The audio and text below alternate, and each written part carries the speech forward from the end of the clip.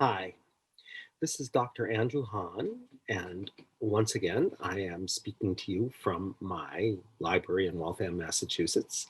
And today is Friday, May 21st, 2021. And this is the 13th episode of Guided Self-Healing, Fearless Living. And today, what I want to talk to you about, we're going to call this episode, this 13th episode, Healing the Split Between Ego and Soul. And the reason I want to talk with you about that today is that one of our listeners had been listening to the last couple of episodes, and she asked a very interesting question, which is, she said, you were talking about front-back splits and up-down splits and left-right splits, but what about up-down splits that aren't between the head and the body, but between the ego or the personality and the soul? And how does that fit in with talking about these different kinds of people that you've talked about in the past few episodes and our identification with our personalities? And so I wanted to speak to that sort of because it's here right now. And in order to speak to that, we have to talk about a whole different kind of practice than the ones we had talked about a few weeks ago, when, if you recall, we talked about emotional freedom technique and tapas acupressure technique and EMDR and frontal occipital holding, or FOH. And because this is sort of like give unto Caesar's what's Caesar's and give unto God what's God's. And what we're trying to do right now is find a way to bridge the worlds between the worlds of matter and the worlds of soul and spirit. And so she said, how do you put that together with this idea that we have this compulsion that is called our personality, that we sort of believe we are our personality? I am my personality, just like I am my body, or I am my thoughts, or I am whatever. Well, how do you handle a split that plays out in this compulsion called I am my personality? And interestingly, of course, these two concepts go together if we can get enough perspective. It's sort of like there's an umbrella that could hold both of them, that how we could understand that our personality is a compulsion and it isn't who we are. It's just an experiencing an experience we're having that you could say we filter life through. It's just a limited lens, you could say, our personality. And our personality does speak to our identification with duality, which means that, of course, if I believe I am my personality, then, of course, when it disappears, you could say I disappear. And that's, of course, for those of us who don't like disappearing at all and like we never existed, that's kind of anxiety provoking. So let's now look at that. So let's start with the personality and say, why is the personality a compulsion? Very interesting question. And in order to understand this, let's just take a little journey together, like a mythic journey, and say, who are we fundamentally, in essence, before duality? And you could say that who we are is everything, and everything is who we are. We've already had that conversation. It's like who we fundamentally are is unity. It's boundaryless, dimensionless, infinitely expanding spaciousness that includes, it's called the fullness of the emptiness. It includes all space and all matter because it's all one. Now let's talk about what happens when we become embodied, which on one level means whenever we experience ourselves splitting off from this oneness, which we've talked about some, so that we are now, there's two problems that happen when you split off from oneness. One is separation, which we're not going to talk about today. The other is limitation. And limitation's a problem, right? Because we once had the experience of being truly unlimited. And when you become something in particular, on one level, it's an opportunity, but on the other level, you could say it's a trauma, because it's sort of like going from being everything to something. It's like, being total spaciousness and then collapsing into something. And one aspect of us experiences that as a trauma, just like any other trauma, like being yelled at or being hit or being anything. You could say it's a soul level trauma, that when we go from being everything to being something. We're going to talk about that at greater length when we talk about this at greater length, but let's just take that as a possibility for now. We'll willingly suspend disbelief, so to speak. Okay, so once we experience that, then there's a problem, like there is with every other trauma, which is that If we became who we truly were, which was unitive, then we would have the problem of uh, disappearing, you could say, dissolving as something separate and something limited, which is really what the point here is. And so we identify with the limitation because we believe that if we became who we truly were, we would, of course, as a separate being, cease to exist. That's all clear. But like with everything else, right? Like with everything else, when there's a trauma, there are these beliefs that we know on a deeper level aren't true. And the first belief is that I'm an I, as opposed to I'm an everything, that I am something in particular. Now, what we're going to notice is that that protects us and limits us. It protects us from disappearing entirely, and it limits us because now I'm a limited something, and with all of the consequences of that. And not only am I an I, but if we go to the personality, I'm a negative I in my way of understanding things. And we've already talked a little about the Enneagram, and I think that there are three kinds of people and three variations of three kinds of people. And we had started to talk about the heart people last time. And we're going to say that every personality is based on a fundamental, uh, we could say, reversal. Um, what we might call, if we were being like, philosophical, an ontological mistake, in that we put something, right? We say that I am something, and that's more fundamental than being everything. And we do that because it keeps us existing. So let's suppose I am, we're going to talk about the heart points again. I'm a giver. Well, we know about givers, right? We've already talked about them in our last episode. A giver is someone who says, I'm pleasing, therefore I am. And pleasing means that I take care of you to such a degree, and I know your needs to such a degree, like I know them better than you know them, so that you will need me. Of course, the thing that I don't want to have to admit is that I need you to need me. And so my whole sense of worthiness, right, compulsively comes from my taking care of you and you needing me, and now I'm worthy of existing. Well, all right, so let's look at this. What we're going to then say is this sense of worthiness is a compulsion. We can't stop ourselves. We have to keep taking care of people's needs. If we're a giver, we have to be pleasing. Why? Because on the one hand, of course, it's wheat and chaff.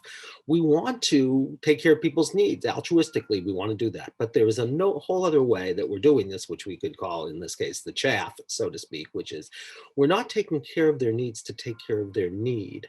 We're taking care of their needs to take care of our own need of our fear of unworthiness and our fear of unworthiness in the eyes of others, almost to the extent to say that I'm not worthy of living unless I'm taking care of your needs. So I then compulsively take care of your needs and I'm compulsively pleasing, and I never truly get to experience being someone who cares for you fully, because in part I'm doing it not to experience something else, which is I am unworthy. All right. So you could say that I am unworthy is a black hole in the center of our personality, that if I'm a giver, I'm going to spend an awful lot of energy trying to avoid whatever it takes. And the simplest first way to do it is to keep proving to myself that I'm worthy. And by using you, you could say, by using you, so that I will have an inner sense of worthiness because I've taken care of you and therefore now I feel worthy, right? So let's look at this. I am worthy, which is the foundation of my personality, right, is a compulsion to protect myself from a fear, which is I am unworthy. But now we have a funny thing to say, which is I am unworthy while being a black hole in the center of my personality, and something that I would, as a giver, you could almost say I'd rather be dead than have to experience I am unworthy, because I will do everything I can to never experience it. On a whole other level is a protection from non-existence. So look at this, it's a two-part process, right? I start off being everything, right? I become a something with a negativity in it and a black hole in the center of it called and in this case, if I'm a giver, we go one more step, I am unworthy. So we go from a big black hole to a little black hole that protects us from the big black hole, but it's like out of the frying pan into the fire of I am unworthy. And then we have to compulsively do things that make us feel worthy in order not to experience the unworthiness that was protecting us from non-existence. Now, if you followed that, good for you. And if I followed it, good for me too. So now we can talk about how these episodes go together. Because if we want to heal the split between our egos or slash our personalities and our soul and ultimately our spirit, right? The way to do it is to do something totally counterintuitive, which is to, instead of using all this energy to pull you away from the black hole, to stop and to face it, the thing that we're most afraid to experience about ourselves, to face the thing that we're most afraid to experience about ourselves, which in this case, if I'm a giver, would be I am unworthy. So what would happen, and this is my invitation to you, if you found the thing that you were most afraid to experience about yourself, which has to be an inner process, right? It has to be something internal to you. It wouldn't be that I'm going to be rejected because then someone else is doing the rejecting. So you'd say, well, what is it about me that would make it so that somebody would reject me, which of course I don't want to experience any rejection. And if I'm a giver at some point or other, I'll come to, of course, they're going to reject me because I am unworthy, right? So of course they're going to do that to me. So what would happen if I take this black hole, which is just emptiness, which I've called by the wrong name, in this case, I'm unworthy, and I say, instead of using all of my energy, try not to get sucked into that black hole, which doesn't work because its gravitational pull, because it loves me so much, is be stronger than my running away from it, because even though I hate it, it loves me and it keeps inviting me back. So what would happen if I accepted the invitation and instead of trying to pull away from it, I turned to it and said, I'm going to become you. I'm going to let you pull me towards you and into you, this black hole that I've called up unworthy. And that is the start of freedom. That is the start of grace. Because if I could just say, okay, I will become this thing that I'm most afraid to experience about myself, that I have misnamed, because all it is a full emptiness. It's like a black hole. There's a whole universe there. So if I let myself go into it, maybe worlds will open up to me. Now, how do I do that? Well, we've talked about this before. If you let yourself for acceptance for a second to accept this experience that you've been trying your whole life to avoid, I am unworthy if I'm a giver, right? If you do that, you will find a body sensation. And I want to invite all of you today, if you want to just do what I'm going to invite you to do if you are a giver or a performer or a romantic today, because that's what we're going to talk about. We're going to talk about the heart points if you listen to our last podcast, the 3 heart points. So you're going to go into this thing that you're afraid to experience about yourself. I am unworthy. How do you do it? When you allow it, like I said, there will be a discomfort. There'll be empty feeling, like a hole in the center of your being, or there'll be a nauseous feeling that may accompany the hole in the center of your being, or there may be extreme pain or heaviness or tightness or whatever it is that will be the equivalent, the exact equivalent of I'm unworthy. So the invitation then is to scan your body, which is like a archive of everything that you could experience. So you're going to find the thing that you're most afraid to experience, this limitation called I'm unworthy, and you're going to feel it in the body. And then you're going to choose to bring all your attention to it to such a degree that you're going to become it. And once again, then, just like in every other situation, while you're having the experience, I'm unworthy, while you're having the experience of choosing to become I'm unworthy as opposed to unconsciously identifying with it and then running away from it, as soon as you choose to become it, you then identify with the one who's choosing, doing the choosing, who is the one who is holding and witnessing and being with, or hosting, you could say, because it's kind of a sacred process, is hosting I'm unworthy while you choose to be I am unworthy. But then, of course, it's just an experience you're having. But it's the experience, interestingly enough, from the point of view of your personality, that you have most tried not to have. So paradoxically, it's like running away from God and denying God and like everything. This is the doorway. Why? Well, let's look at it on a soul level. Let's suppose I could experience I'm unworthy. Then two things happen. The first is that I don't have to be prideful and say, you can't live without me. So my arrogant pride can transmute alchemically into a kind of humility, right? I could take care of you and care for you, but without thinking that you need me in a prideful stance, right? And instead of being a slave to this, I experience freedom, right? So I will get to experience something that as a giver, I never experience, which is humility and freedom, as opposed to this prideful stance, which really has me stuck, you could say. So that's a soul evolution. If I could do that all the time, I would just become naturally humble, which just means I care for you and you could live without me, right? It's not that you need me, so I can give to you with no strings attached. And now I'm free. And that is the doorway for any giver to move into something even richer than identifying with the freedom that comes with humility and freedom, right? Because eventually then you could go into a place where you're not even the higher element of a giver, you become open to being everything again. So it's like this doorway in. If you keep doing that practice, which is like, as my partner in all this, Joni says, it's like climbing a mountain, it's like you have to, it's not like you do it once unless, some people say that they get revelation, and suddenly they're free entirely. That has not been my experience. My experience is I keep working on the thing that I'm most afraid to experience about myself, this limitation. And it's like I get, freer, so to speak, but it's a climb. It's not one of those things you do at once. So, that's the bad and good news. But, it's like, there's you can get to the mountaintop someday, even though it gets steeper and you get more tired and the air gets thinner and you look up and you can't see the top of the mountain. The only way you'd ever know you've gotten any place is if you look back to where you were and say, well, at least I'm freer than I was before, so I must be heading in a good direction. But, there are times really it would be much nicer to do whatever you'd want to do to escape this and, so to speak, take a vacation.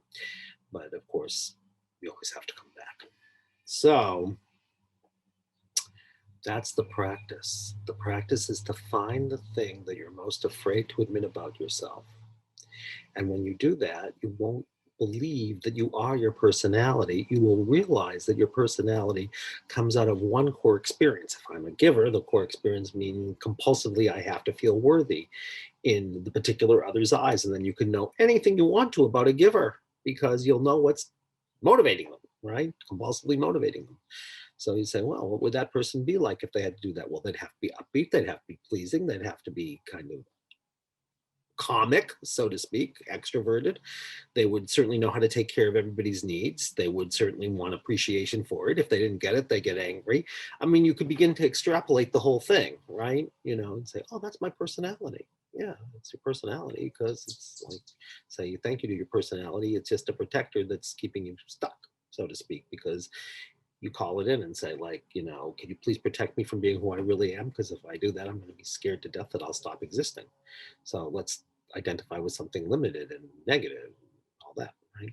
So this is how we put together those two ideas of healing splits between these different energies of ego and personality to soul, which is the higher aspect, the highest aspect of our limitation, right? To being unlimited. So it's a two-part doorway that we go through until eventually we can get to not just our fear of our personality, I'm unworthy, but our deeper fear that there's no I, that there is only non-existence and existential non-existence. But of course, that's not non-existence either. That's true existence. Except this time we do it with awareness as opposed to doing it just without awareness. That's the only difference. Now, let's go on for a second and say, all right, so That's what I would do if I were a giver. Well, what about, we talked about last time, a performer. What would we do if we were a performer, right? A performer is someone who says, I perform, therefore I am, right? That's what a performer says, in both senses of being an actor on a stage and someone who takes action and then wants some recognition for it, right? So I identify with my personality, which is I succeed. Failure is not an option, right? Or I'm a human doing, or I create, I'm a human creator. I have to keep compulsively doing and creating and succeeding and getting recognized. And that's my personality, right? Why? Because I'm afraid of something. This thing that I'm afraid to experience about myself that knocks on the door late at night and says, well, you think you're successful? Look at somebody next door. You haven't, you're not as rich as they are, or your husband isn't as gorgeous, or whatever it is. So you have to keep going. It's a compulsion, keep doing. Eventually you'll get there. Of course, you'll never get there, because if nothing else, you'll get older and slow down, and then you got a big problem called, and then you'll have a late midlife crisis, which a lot of performers do. Okay, so what's the way out? You have to go into the fire, you could say, of who do I really believe I am, that I've not wanted, that I've been afraid to admit about myself. I do nothing. I create nothing. I am failure. So again, you would say, all right, for 1 second, what would happen if, instead of running as far and as fast away from that as I could, I just turned and faced it and said, okay, I'm going to choose to be you, because you're just part of life, you know? And of course, ironically, which is true of everything, if you really want to succeed in life, you have to be able to be comfortable with failure. Otherwise, you'll never really succeed anyway. And even if you looked like you succeeded, you wouldn't have succeeded. So in order to really succeed, you have to know that success and failure in a sacred marriage. And it's like, you have to be non-attached to either one. Well, how do you become non-attached to failure if you're a performer? You have to fully, over and over and over again, meditate on I'm failure, right? So I'm asking you to do a kind of mindfulness meditation, but not just on your breath, on the sensation that arises when you fully experience I am a failure, or I do nothing, or I create nothing. And then you'll get free, and you'll have hope, right? That someone actually, that you're lovable and could be loved if you were truly who you were, as opposed to this image that you created, what the world would look to you being if you were going to be a success. It's called vanity. I am my image, right? Whether it's I'm my image of my home, or my image as a woman or a man, or my image of what I would be, if my ambitions were realized, it's all an image. It's all a delusion that I have to put out to the world, and then I have to deceive myself that I'm deluding the world, right? What happens if I just said, I'm going to tell you who I am, that I'm scared, that I'm, small, that I really feel sometimes I can do nothing, and that I'm a failure? And what freedom comes with that? What courage that takes, actually. It takes incredible courage, so do a meditation on that. And if you kept focusing and allowing, I'm failure, I do nothing, I create nothing, you would get to be free again, and you would have hope. And you could say, I'm going to just be who I am, warts and all, and show it to the world. And you'd find something amazing, which is they would actually love you, as opposed to admire or not admire this image that you put out, right? Or what happens, of course, if I'm a romantic? And then, of course, we still want approval, but we're going to go inside now for the approval. So I have to find my authentic image, so to speak, because I know it's a funny concept. Why authentic image? Because I want to show the world something that's still ideal.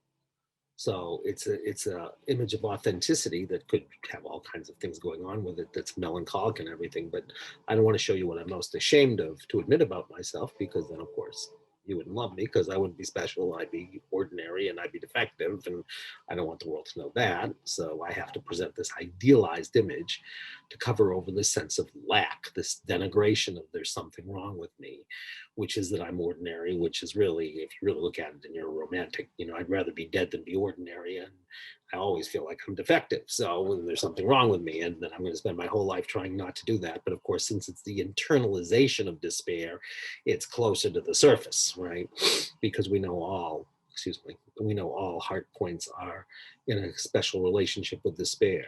Three different kinds, right? I'm a giver and you love me, whoever the particular other is, then I won't feel the despair, right? And if I'm a performer and failure is not an option and I can just keep identifying with my image, I'll never feel the despair. For the romantic, since it's the internalization, I look for my authentic image inside, I get closer to despair. So despair is closer for me. So, if I'm a romantic, I have to really run from it, but it's really closer to the surface anyway and keep saying, really, you know, idealized. No, let's talk about the denigration of who you really are and the shame you feel about it. All right, so if I could really let myself feel this, I'm ordinary and I'm defective and there's something wrong with me, then I wouldn't have to prove how special I was, how ideal I was, whatever it was, right? Because I wouldn't be afraid. I wouldn't have to prove anything to anybody, most especially myself. So again, the invitation today, if you want to heal the splits between the worlds of matter and the worlds of soul and the worlds of spirit, which is what we talked about, healing splits a few times ago. And if we want to be free from the compulsion of our personality, which is what we started to talk about in the last two sessions, the thing to do is to find what you're most afraid to admit about yourself. And we've already begun to talk about that. If I'm a giver, it will be some profound sense of unworthiness of even being on the planet if I'm not taking care of your needs. If I'm a performer, it would be like the sense of I'm a failure, I do nothing, I create nothing. If I'm a romantic, it would be something to the effect of I'm ordinary and therefore defective and therefore something's wrong with me, all of which are one big thing. And I would just say, I'm going to let myself fully experience it by finding the body sensations and bringing my awareness to them so much that I become them, and then just letting that be. And that's the starting place, because now, instead of identifying with them, you'll just say, it's just one more experience. And now I can open to all experience, and I could start to become who I truly am, which is all experience, because I wouldn't be afraid of any particular experience. So that's the invitation for all of us to do as an ongoing practice. And having said that, next week we will go on to the head points, and which we had started to talk about, the heart points last time, but we're taking a little bit of a detour because of this comment that was made by one of our listeners. So I wish you well with this practice. It's really, it's as freeing a practice as I know. It's not, dramatic sometimes, but it's worth it. It's like if you were going to do one practice, to find the thing that you're most afraid to experience about yourself, and then choose to experience the body sensation that you associate with it, and just say, I'm here with you. It's slow, but it's true gold. It's not fool's gold. It's the real path, in my experience, which I'm just, what do I know? I can only tell you it's the one thing I know that ultimately works for me. So if it's useful to you, great. So having said that, again, you're always welcome to reach out to us if you want to know more about us, lifecenteredtherapy.com. And if you want to reach me, A Han, like Andy Han, AHAHN at lifecenteredtherapy.com. And until we talk again, thank you so much for listening. And I'll look forward to next time, where who knows what we'll be doing, because life kind of teaches us sometimes. Someone will say something and it leads us in a different direction. But if life doesn't teach us anything, we will probably go back to the head points and the three variations thereof. Be well, my friends.